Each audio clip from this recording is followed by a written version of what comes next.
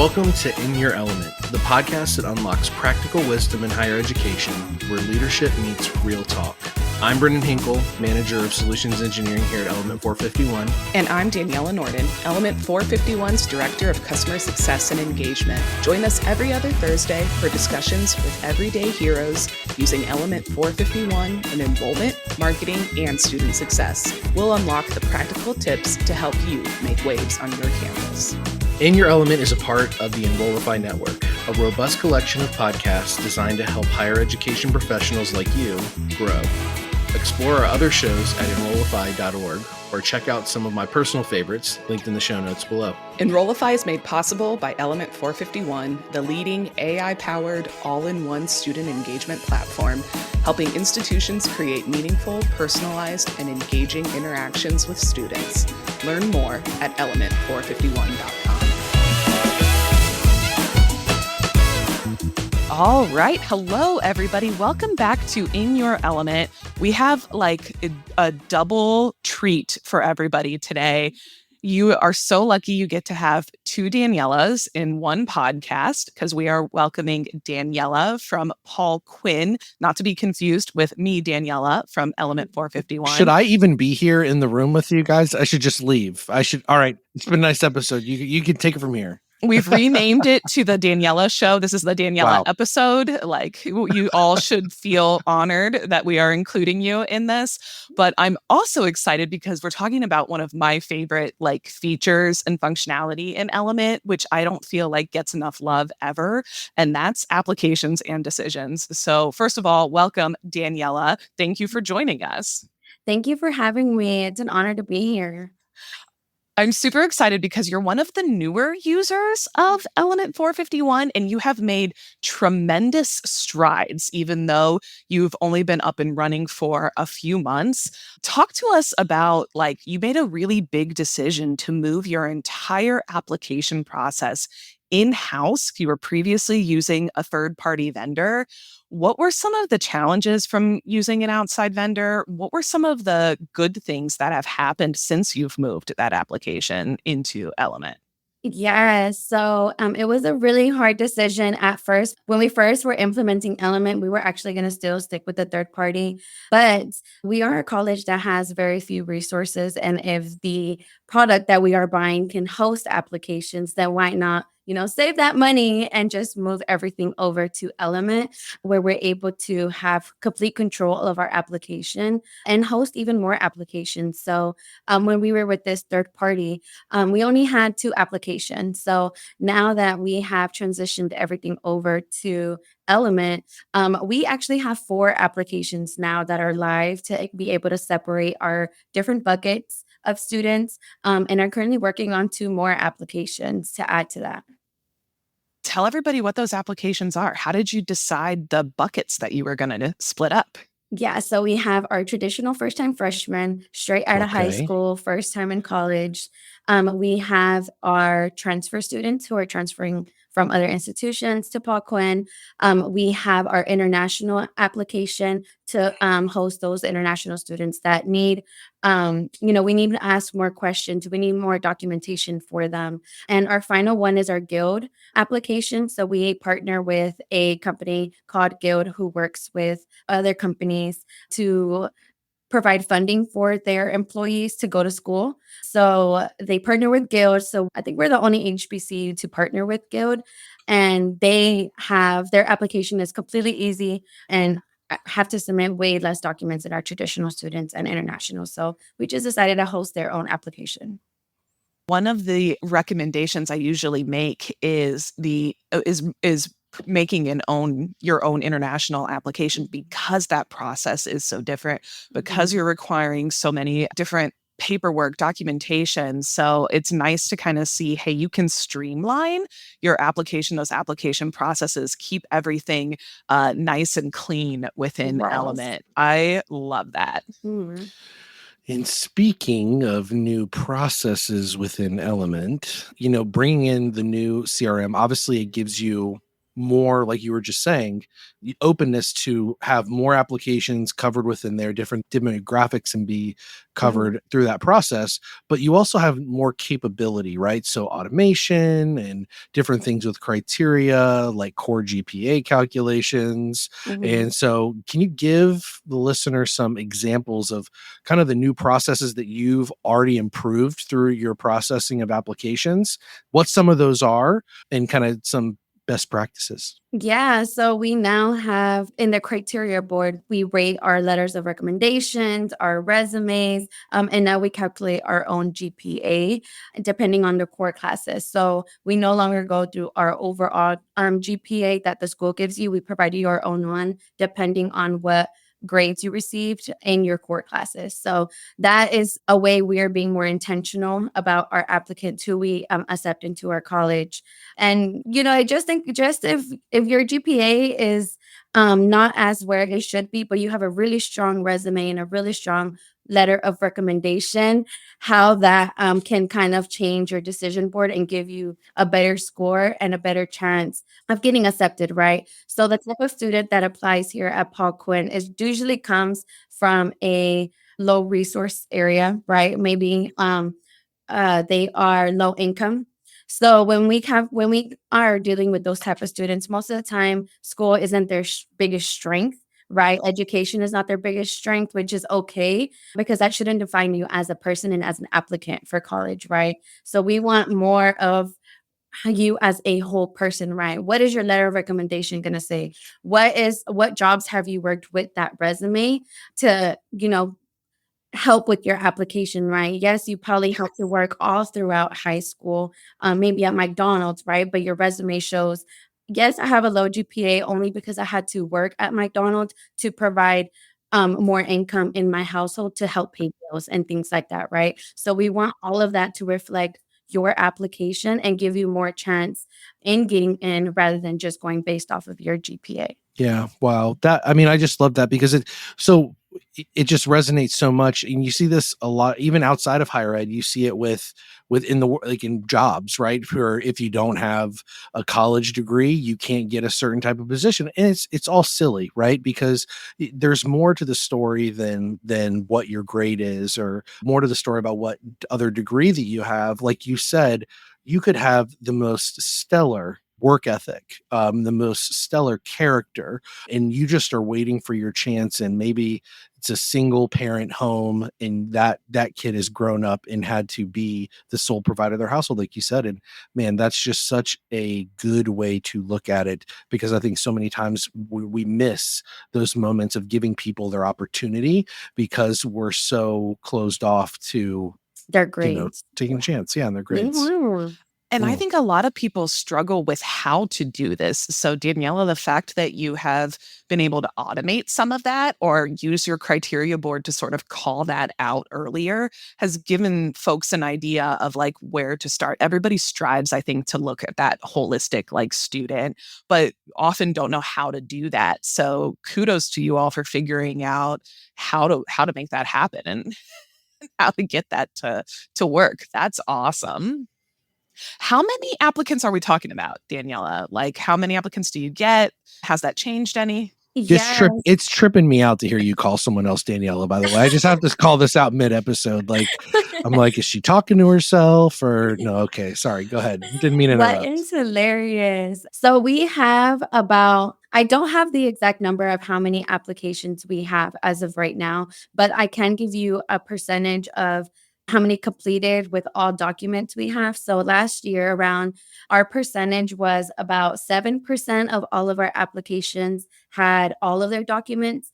And this time around with Element, about 16.8% of Whoa. all of our applicants are completely full, right? They have all of their documents and are ready for review.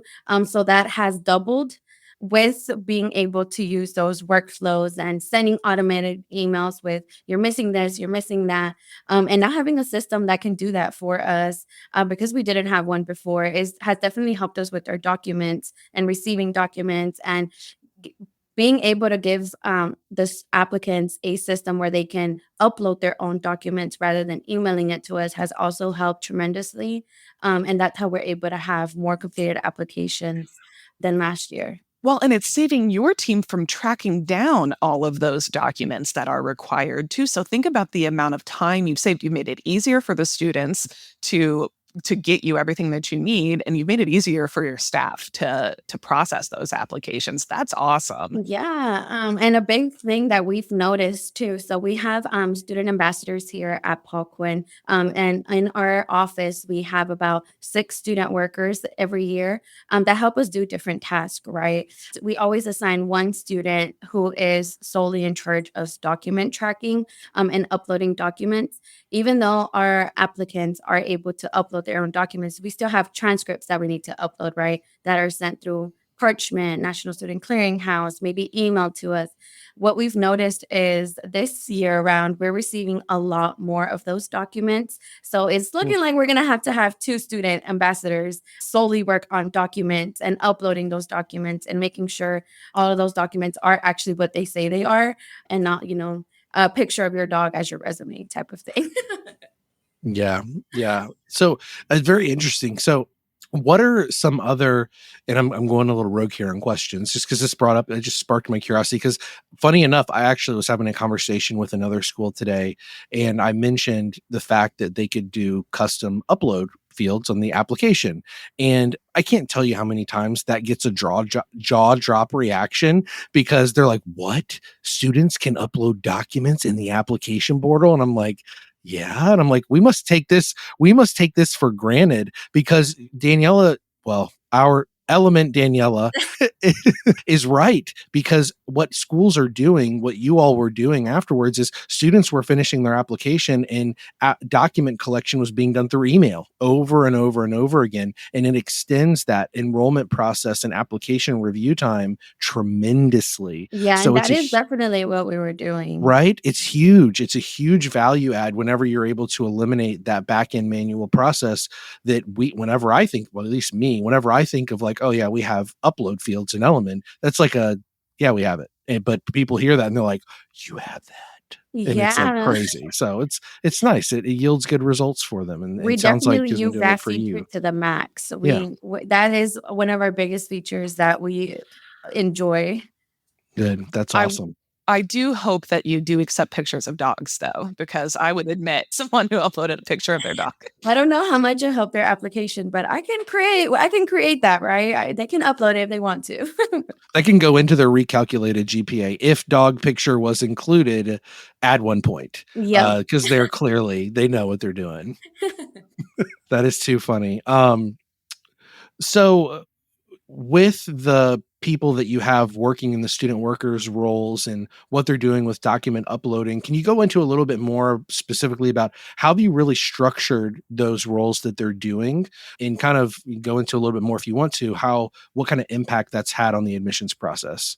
Yeah, so we have our 6 student ambassadors that have access to Element, and we use the task module for to the full extent, right? And so when we go to college fairs or go to events, we have students fill out the request for more information form.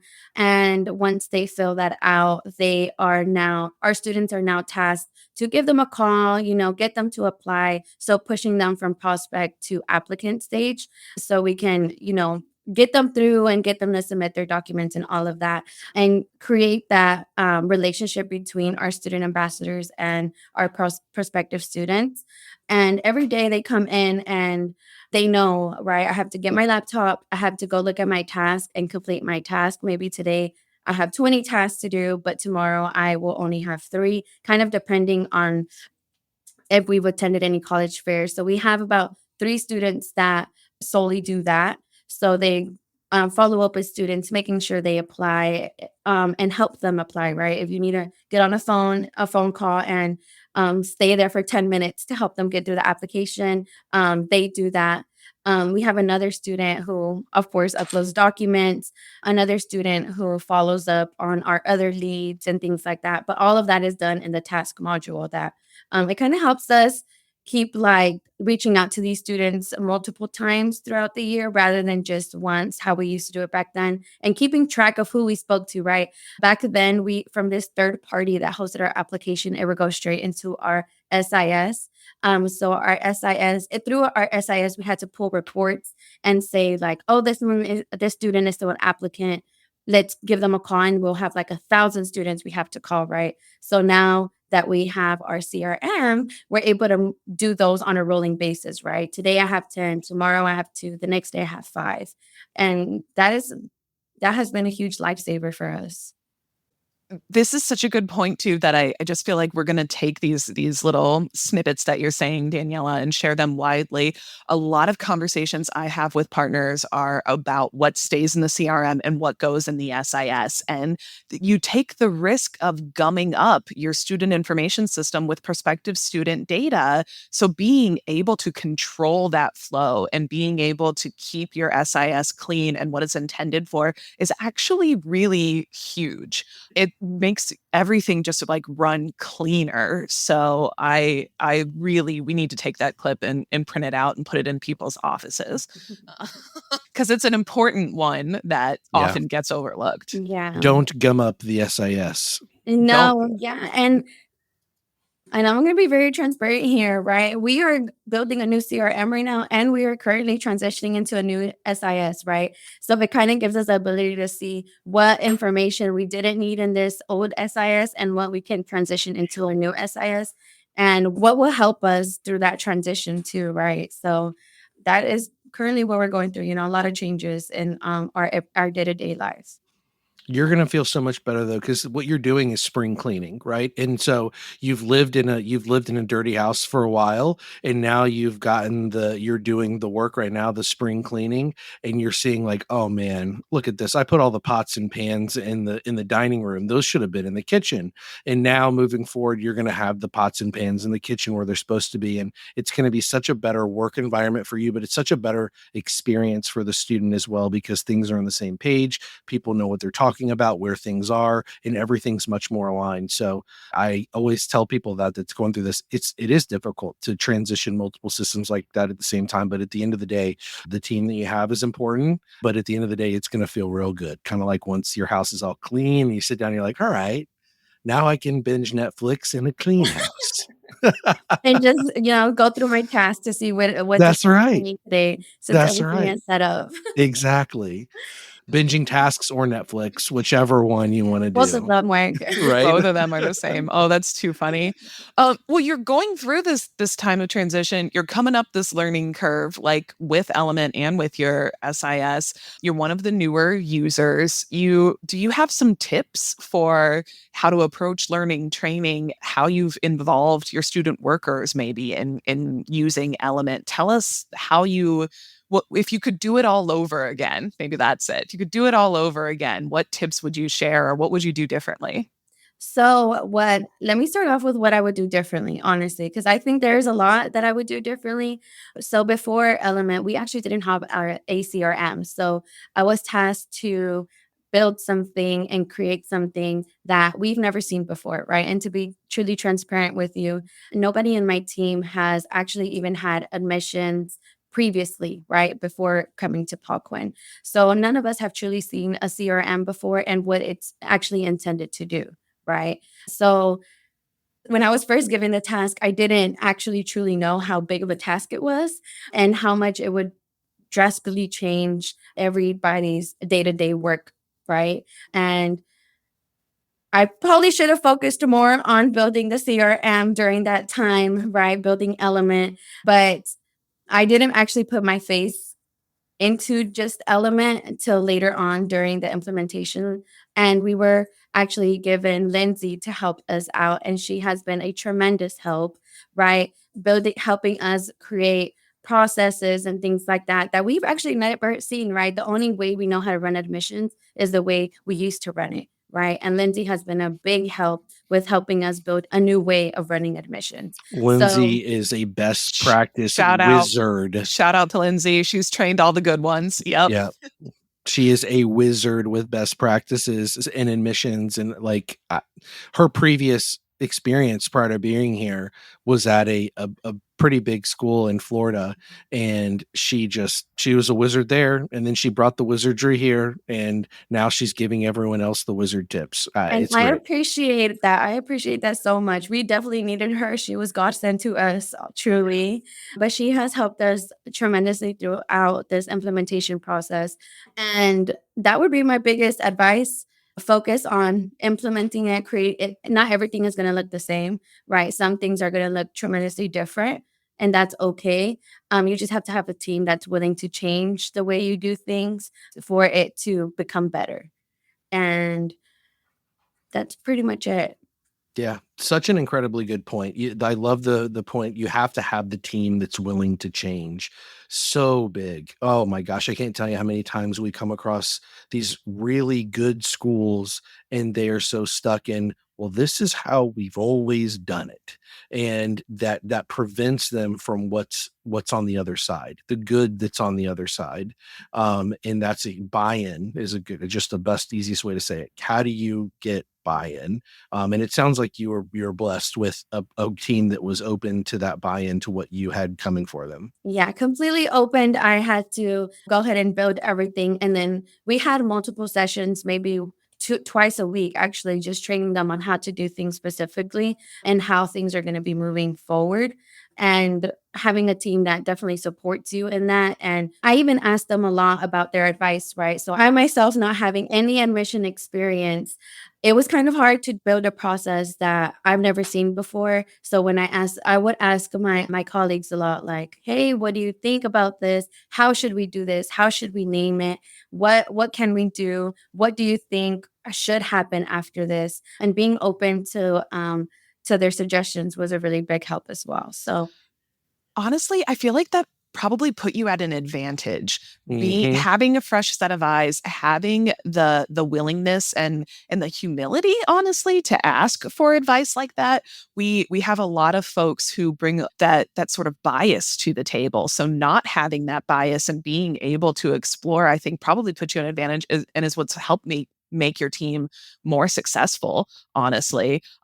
We deal a lot with people who try to take their current process and then just one-to-one put it into Element, and it doesn't fully optimize everything Well, it doesn't Element work. can Yeah, do. It doesn't work. yeah, we're not doing things that other CRMs are doing Yes. ever. We're Yeah. doing it so differently. well, luckily for us, we didn't have anything to go based off of. So I do. I think it puts you at an advantage. I also think it's refreshing for some people who sometimes are overwhelmed. Like, hey, this is you're fresh in your career. You've never had admissions experience. Your first CRM, and look what you've been able to do. Like, I mean, people sometimes get lost in the, oh, this is going to be a lot of work, or I don't know what I'm going to. But like, hey, Daniela, Paul Quinn crushed it. Like within the first 6 months of having Element 451, and that is like refreshing and reassuring to people. And also because you're Daniela, and Danielas are very good. I was gonna say, Very did good it at their feel jobs. good to say that Daniela crushed it? Like Yes. it's like third person type stuff there. Danielas are very good at their jobs, so it's not a concern for me. that is true. I've never came across a Daniela that was not. So Oh my good! that I is knew fact that. checked, You know what? actually. How about this? I agree. I've never came across a Daniela that was bad at their job either. Great, all of them. Neither. You two are the only Danielas I know. So hats off, ladies. Good job. All right. So this is the time of the episode that comes always at the end. And the question that I now issue to you, Daniela, Paul Quinn, Daniela, that is when are you in your element? I am in my element when I am with my family. So we are a very athletic family. Our biggest sport is soccer. And we have a lot of nieces and well, I have a lot of nieces and nephews right now. So I have about 10, 11 nieces and nephews, and all of them play soccer. So it feels so good to That's have a awesome. big family come to your soccer game and, Yes. cheer you on. Half of the crowd is your family. And being able to provide that childhood for my nieces and nephews that a lot of people lack is when I'm in my element, right? I just look at them and I'm like, I am, I'm giving you a great childhood in what I can give Absolutely. you, right? Danielas do that, they have a way of doing that. That's awesome. I'm not a soccer player, but I relate to everything else that you said, Daniel. It's true. Family is so important. And I think you're one of the first people who has taken the personal route to this. Work-life balance is also important.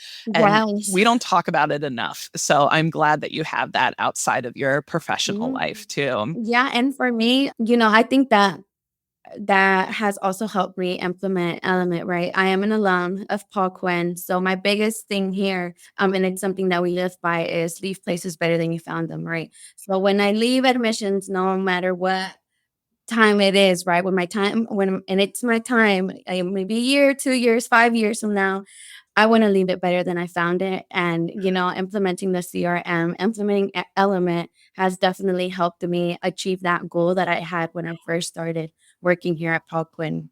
So powerful, so true. So true. And what Daniela left out is, tell everybody when you graduated college. How old were you when you graduated Paul Quinn, my friend?